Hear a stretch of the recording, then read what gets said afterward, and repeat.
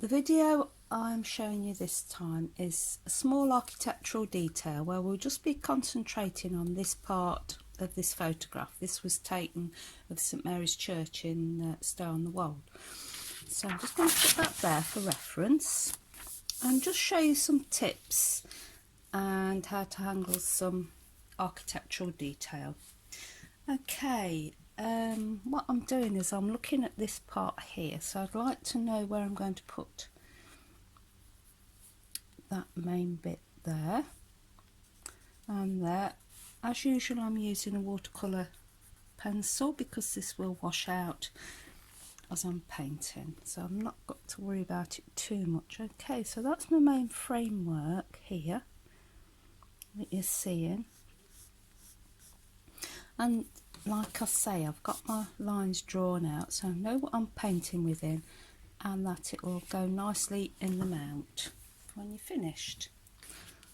Okay, now the thing is, there's quite a bit of careful drawing with this one, unlike the goldfish and the pussy willows and the more organic things, so just take your time with your drawing. And what I'm looking at here, so I'm thinking that's that bit there. What I'm looking forward to showing you within this is how to get an effect of glass as well as stone. So I'm going up about as far as there. I'm just doing a rough measurement of there to there, just very loose. Remember, this is quite a relaxed sort of way of working. So that goes in 1, 2, about 2.5. So if I put my apex there, so roughly, so it's 1, 2, 2.5. It's not far off. With this loose technique that I'm going to show you, it'll be quite forgiving as long as you've got your main proportions there. So we've got the main part of the window there, so we do have the leaded glass here. We have another line there, so I'm just going to loosely draw in and just put that point in. I'm looking at where the lead is, so we're just under that curve and there's a lead, there's a line of the lead there, and then we've got 1, 2, 3, 4, just go in by eye roughly, 2, 3, 4. Okay, just to give you some guidance. Mine isn't absolutely perfect for this, I'm just showing you how to go about it really. And then we've got another bar there. Okay, so across there is one lead going from about there to the top, so we'll just lightly sketch that in. Okay, so now we've got these angles, so we've got that bar there and this one here. So I'd like to put that line in, so what I'm going to do is just line up my pencil with that, bring it down. I think it's about there. If you're not sure, you can always check, do it again. Some days I get it perfect straight away, other days it's 2 or 3 times. You're a human being and it just depends how you are on the day. So if it looks right, it is right. So that's roughly about there. So I'm just going to guide up a few more lines. Remember, this watercolour pencil will wash out, so if you do make a mistake, don't get too upset about it. So we've got those diagonal lines there. Okay, so we've got this one here, and that's starting just be above that line, so these are not made precisely when you go looking at them. So let's come down from this one here and let's look at the angle there. So I'm going to put that little mark, then I'm going to check it. Let's try it again. Not absolutely perfect straight away, but we can just check it again. Remember, there's no rush. So I'm just going to guide that down. It's a bit like dot to dot, like I say. Roughly bring those down. Remember, you're looking for the impression. When you first look at these windows, you just glance up at them. You've not got your protractor actually measuring these angles. Okay, so where are we? Up here. So we've got that line there, and that's a bit further across.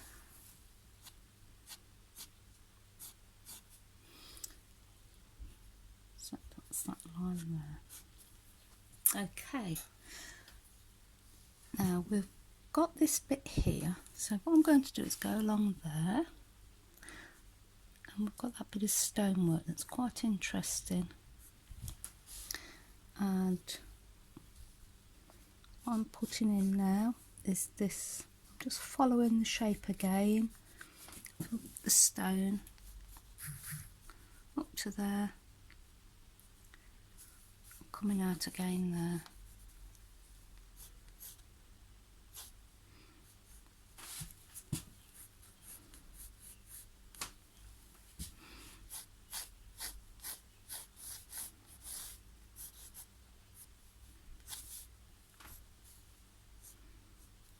So that line's coming down there and hitting that bit there. I'll just adjust my angle on that.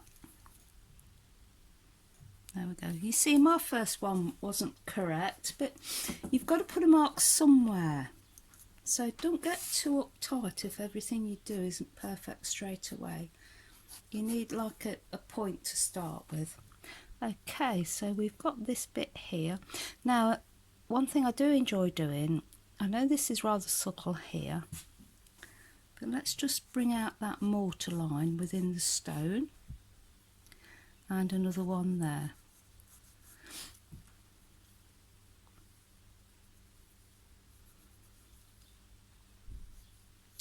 So I've got the shape I want, I've got the glass, I've got the stonework, we've got these bits here, and then I'm just going to go up to this line here, bring that across. Now what I'm going to do is let that kind of, it's like vignetting, soften into the picture. So that comes to about there, that's coming out there, and we've got another heavier sort of line there.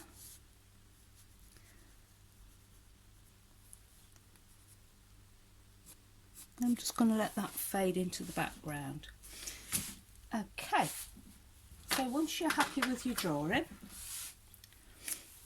I've got my Parker vector pen, and I'm just going to do some light sketching with the pen. This is the line of the lead work on the window.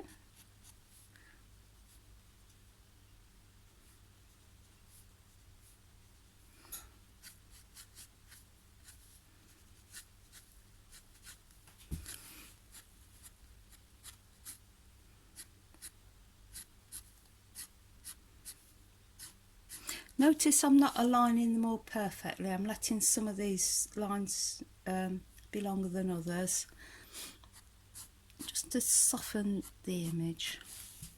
Okay.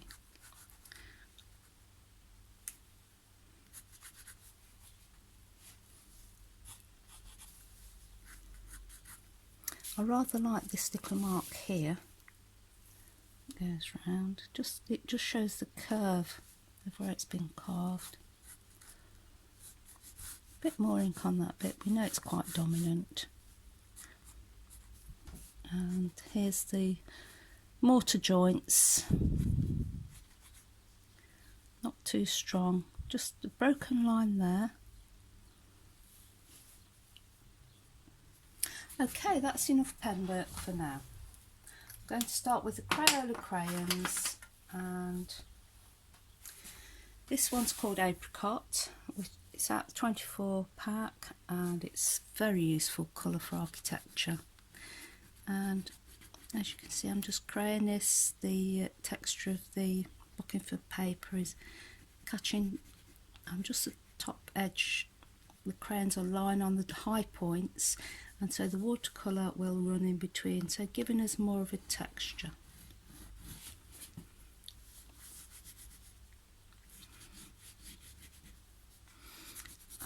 Now this is the bit that is so enjoyable.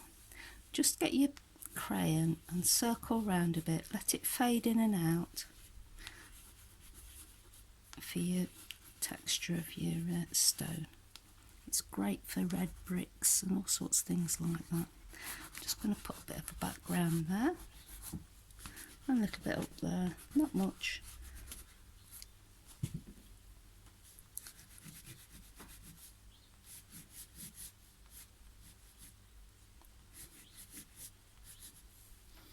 Okay, now this is just the brown that's within the pack.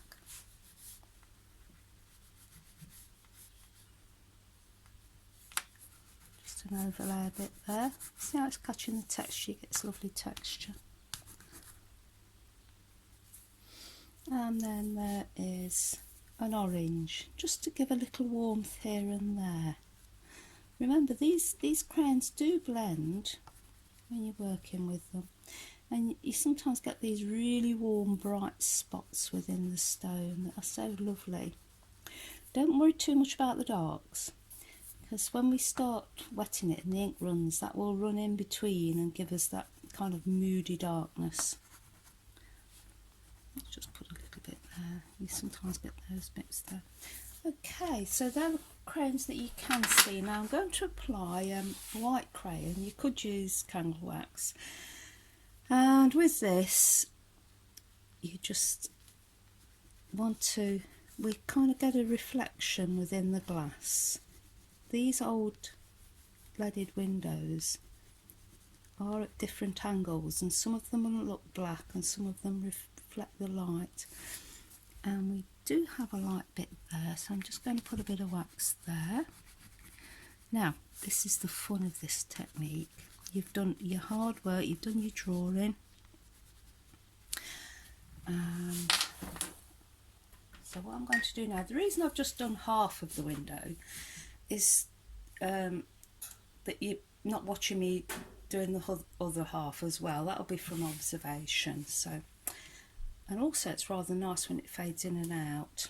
I'm just going to lay some clean water with my number 12 Pro Art white nylon brush, which are very good brushes, and when their tips are worn off them, I use them for mixing just colour washes. Okay, so I've got like a reservoir around the ink and the wax, and what I'm going to do now is, my brush is loaded with water but not ever so heavily, and I'm just going to work in to touch the Parker Quink and see what it's doing, see how it'll go into all those beautiful shapes there. You've got that lovely bit of stone singing out, that apricot colour, and then we can look at that lovely dark window, so we'll let that blend outwards there. Okay, a little bit more water on the brush, not too much, as you dilute the ink a bit more than you need to. So look at this lovely dark coming in here, straight down those sides of the window.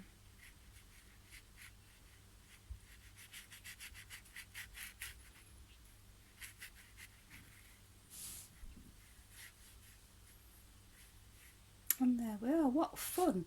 You're not quite sure what's going to happen, but because you've drawn it carefully, that will hold the image together, and it's just so nice to have something that is rather loose and not too photographic. Okay, I'm going to let this dry completely now, and then I shall be back to see if I want to add a coloured wash to it or not. It may be fine. Don't panic and don't rush your painting. Leave it, let it dry. Come back with a fresh eye to it. Okay, it's quite dry now, and you can see how much more delicately it looks after it's dry. I'm just going to put the mount round to see what I think. So we've got a lot of white paleness here, within the image. And so I'm going to add a wash of some darker colours. Basically, ultramarine and burnt sienna work very well for making these lovely dark washes. But when you've got quite a dirty palette and some different hues on it, it's rather nice to play around with some other colours. That's rather drab. I think I might have it a bit browner to go with the stonework. So a little bit more burnt sienna. Let's try again. That's not too bad. And then I like to test it on the watercolour paper as well. So I just like to see how it thins out too. Okay. So I'm going to apply a wash of just clean water. I'm not going to put too much on. I want a bit of a dark bit round here, and then I'm going to let this fade out with the wet watercolour into the rest of that moat.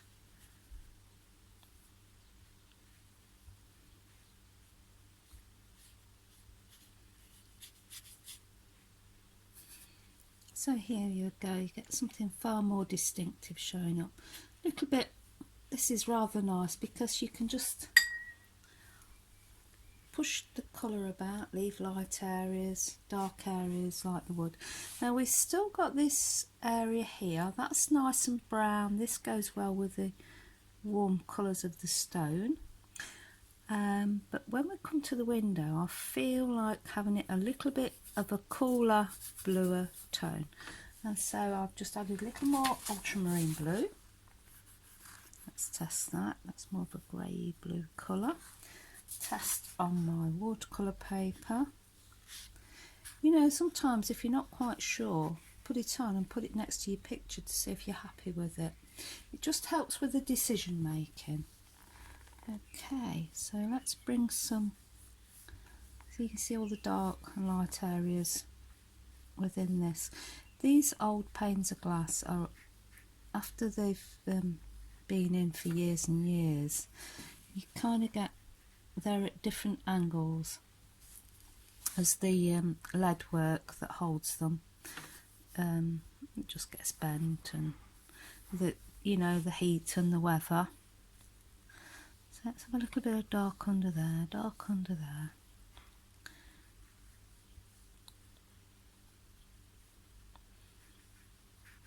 Let that blend over.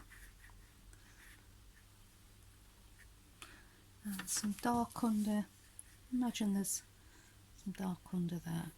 Okay, so I'm just going to let this dry again and then come back and see if I need to do any more on it. I'm just going to roughly offer up my mount just to see where my lights and darks are, and so I'll see you when it's dry. Okay, here we are, it's dried off again, so I'm going to offer up the mount, see how it looks this time. Now at this stage we can leave it, or we can add a little bit more. I think I'll leave it for now.